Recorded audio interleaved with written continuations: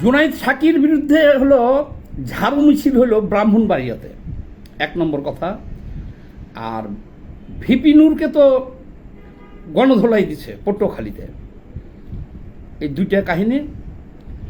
BNP শরিক জোটদের নিয়ে মহা সংকটের মধ্যে পড়ে গেছে এবারকার।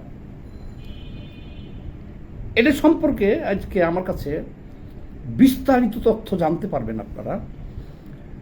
সংসদীয় আসন হলো 300টা, কিন্তু কথা হলো কি, বিএনপি এবারকার যে আন্দোলনে ছিল রাজপথে, তো বিএনপির সাথে আরো 36টা নাকি গোটা 50 দল ছিল আন্দোলনে। একটা বিএনপি ওই যে সমমনা জোট আছে 12 দলীয়, তারপরে আরেকটা যে গণতন্ত্র মঞ্চ আছে, আরও কিছু দল আছে, সব মিলেইয়া 50টা না 56টা দল। 56টা দল। আবার একজন আমাকে আজকে বললো 36টা দল বিএনপি ছাড়া। তো যাই হোক, মাঝামাঝি ধরি একটা 50টা দল। বিএনপি ছাড়া আরও 50টা দল হাসিনা সরকার বিরোধী আন্দোলনে তারা একসাথে আন্দোলন করেছিল। তখনই তারেক জিয়া বলেছিলেন যে আমরা যদি আন্দোলনে কখনো এই সরকারের পতন হয়, আমরা যৌথভাবে নির্বাচন করব একসাথে, এবং একসাথে সরকার গঠন করব। এবং দেখেছি বিগত আন্দোলনের সময় যে কয়টা ঈদ গেছে, তারেক জিয়ার পক্ষ থেকে এই প্রত্যেকটা দলের বাসায় ঈদ সামগ্রী পাঠানো হয়েছে। এবং তারেক জিয়া তার কথাই এখনো অবিচল আছে যে আমরা একসাথে সরকার গঠন করব, একসাথে নির্বাচন করব। এখন এই একসাথে নির্বাচন করতে যে কত বড় বিপদে পড়েছে বিএনপি, সেটি আজকে আপনাদের সামনে আমি তুলে ধরব। আচ্ছা, এখন কথা হলো কি, বিএনপির ধরেন 50টা আসন শরিকদের যদি ছাড়ে, এরকম শুনতেছি 50টা আসন বিএনপি ছাড়তে হবে। এই 50টা আসন যে বিএনপি ছাড়বে, এই 50টা আসনই কিন্তু বিএনপি হারবে। 50টা আসন শরিকদের ছেড়ে দেওয়া মানে 50টা আসন জামায়াত বা বিদ্রোহী প্রার্থী বিএনপির বা অন্য দলের হাতে তুলে দেওয়া। ওই 50টার মধ্যে থেকে বিএনপি ভাগ্যচক্রে 2-1টা আসন আসতে পারে, নাও আসতে পারে। এটা টোটালটাই গায়েব হয়ে যাব। কেন গায়েব হয়ে যাব শোনেন। এই যে 50টা আসন ছাড়বে যে সমস্ত দলের নেতাদের, এদের মধ্যে অনেকের একটা আসনে 2জন আপনার ভোটার থাকতে হবে।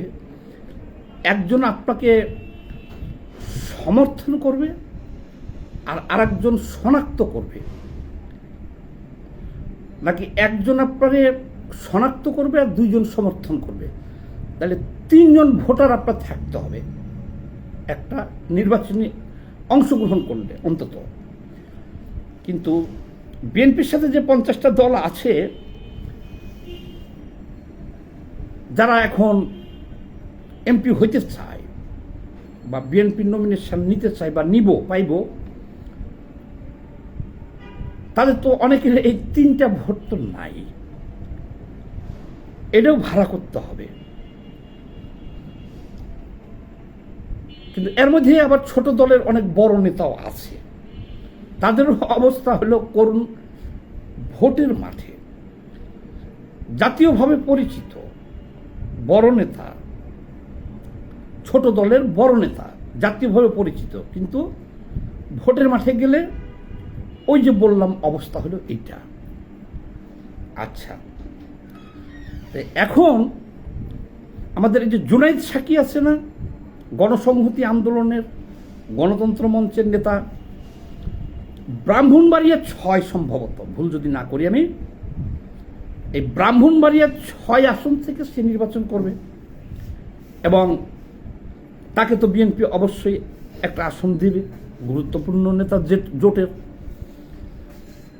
এটা এবং সেই এলাকায় জুনায়েদ সাকি জিয়া গণসংযোগ শুরু করছে।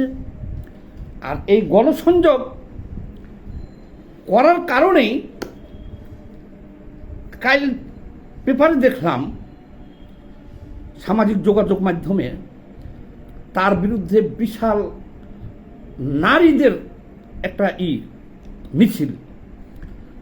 অভিযোগ কি? নাস্তিক। জুনায়েদ সাকি হলো নাস্তিক। বাঞ্ছারামপুর এলাকায় ব্রাহ্মণবাড়িয়া তাকে অবাঞ্ছিত ঘোষণা করা হলো এবং সবার হাতে ঝাড়ু নিয়ে মিছিল। কিন্তু আমরা খোঁজ খবর নিয়ে দেখেছি এখানে কিন্তু জুনায়েদ সাকি কোনো অপরাধ করে নাই। সে নাস্তিকতাবাদী কোনো কথাও জুনায়েদ সাকি বলে নাই কোথাও। তাইলে এটা কেন হলো? এটা হয়েছে এই কারণে, ওইখানে বিএনপির যে ক্যান্ডিডেট হবে তারা তো সাকিকে মেনে নিতে পারবে না ধানের শীষে। এই জন্যে সাকি এলাকায় যাওয়ার সাথে সাথেই বিশাল নারীদেরকে দিয়ে বিশাল মিছিল, ঝাড়ু মিছিল, নাস্তিক ঘোষণা সাকিকে, এবং এলাকায় অবাঞ্ছিত ঘোষণা করলো। কিন্তু সাকি কিন্তু কিছু করে নাই। সে এমন ক্লিন ইমেজের নেতা, সে কোনো ঝগড়া ফ্যাসাদ মারামারি মারদাঙ্গা নেতা না। এটা আমরা সবাই জানি। জেনুইন একজন ভদ্রলোক মানুষ, তার বিরুদ্ধে ঝাড়ু মিছিল শুরু করে দিচ্ছে। এর একটা। নাম্বার 2, পটুয়াখালী গেছিল মিটিং করতে আর অনেক আগে। ভিপি নূর ওরা তো রীতিমতো মাইরি দিচ্ছে এবং অনেকে আহত হয়েছে, পাল্টাপাল্টি মারামারি হয়েছে, বিশাল গ্যাঞ্জাম হয়েছে। এই গ্যাঞ্জামের পরে এলাকা থেকে ঢাকা ফিরে তো ভিপি নূর বিএনপির বিরুদ্ধে অবস্থান নিছে, অনেক কথা বলছে। আচ্ছা, এগুলো কেন হইতেছে শোনেন। দীর্ঘ 17 বছর ধরে নির্যাতন, জুলুম, হুলিয়া, জেল খাইতা বিএনপির নেতারা বহুত ত্যাগ স্বীকার করছে। আর রাজনীতি তো বহুত বছর ধরে করে, সেটা বাদই দিলাম। বিগত 17 বছর কি 17 বছর তো ছিল আওয়ামী লীগে, তার আগে 1-11 ছিল 2 বছর। ওরা 18-19 বছর হয়ে যেতেছে। এই 19 বছর ধরে বিএনপির নেতারা ত্যাগ স্বীকার করছে, অনেক ধরনের ত্যাগ স্বীকার করে তারা এখন আশাবাদী নির্বাচন করবে, সংসদে যাবে। তারপরও একটা কথা আছে যে দেখেন, বিএনপির প্রতিটা আসনে 5 থেকে 7 জন ক্যান্ডিডেট আছে। একেবারে কম করে হলে 5 জন ক্যান্ডিডেট আছে যোগ্য, কারো চাইতে কেউ কম না। এদের মধ্যে থেকে বাছাই করতে বিএনপি অনেক হিমশিম খাইতে হবে এবং এদের মধ্যে থেকে একজনকে দিবে। আচ্ছা, যদি একজনকে দেয় তাহলে হয়তো তারা বাকিগুলো মেনে নিবে। 2-1 জায়গায় বিদ্রোহী প্রার্থী থাকতে পারে, কিন্তু মেনে নিবে যে যাক, দলীয় সিদ্ধান্ত দলের লোককেই দেওয়া হয়েছে, মেনে নিবে। কিন্তু এই 5-7 জন যোগ্য প্রার্থী থুইয়া বিএনপি যখন তাদের জোটের প্রার্থীকে দিবে, বিএনপির 5-7 জন যোগ্য প্রার্থীকে না দিয়া এই ধানের শীষ প্রতীকটা ধরেন, ওই যে 50 দলীয় জোট আছে, 50টা আসন এদেরকে ছেড়ে দিল। ধরেন এই যে সাকিকে দিছে, ওখানে ঝাড়ু মিছিল শুরু হয়ে গেছে। ওইখানে সবুজ সংকেত দিয়েছিল ভিপি নূরে, সেখানে ভিপি নূরের অবাঞ্ছিত ঘোষণা করা হয়েছে, মারধর করা হয়েছে।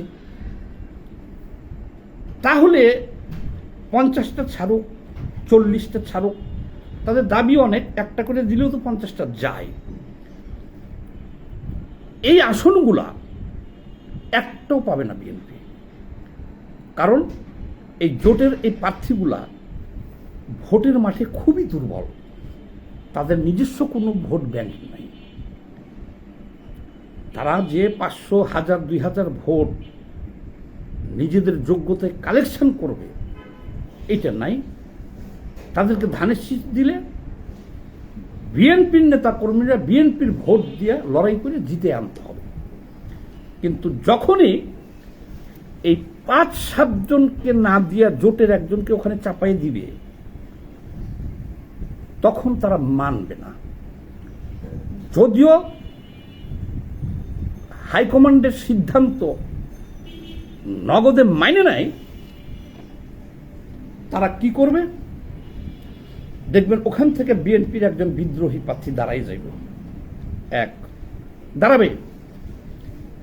আর যদি কিছু জায়গায় বিদ্রোহ দাঁড়াবে, আর বাকিগুলো যদি নাও দাঁড়ায়, মাইনেও নাই, তারা এই জোটের যে প্রার্থী দিবে বিএনপি ধানের শীষ, তার পক্ষে বিএনপি কাজ করবে না। হয়তো কিছু করবে, সিংহভাগই কাজ করবে না বিএনপির। তারা কি করবে, যে দলের সিদ্ধান্তে যে বাইরের জোটের অন্য প্রার্থীকে দেওয়া হয়েছে ক্যান্ডিডেটকে, তাকে হারানোর জন্যে ওইখানে যে শক্তিশালী প্রার্থী আছে, হোক সে জামাত, হোক সে হেফাজত, বা হোক সে স্বতন্ত্র, তাকে সাপোর্ট দেবে। তাহলে তাকে যদি সাপোর্ট দেয় আর বিদ্রোহী হয়ে দাঁড়ায়, এই সবখানে এই জোটের শরিক এরা ফেল করবে। ভাগ্য ভালো হলে 1-2টা আসন বাড়াই আসতে পারে। তারেক জিয়া বলে টলে দিলে যে এই গুরুত্বপূর্ণ নেতা এদেরকে পাশ করাই আনতে হবে, যেমন আছে একজন মান্না ভাই আছে, আর সাকি যে এত অবাঞ্ছিত হয়ে ঘুরেই আসলো।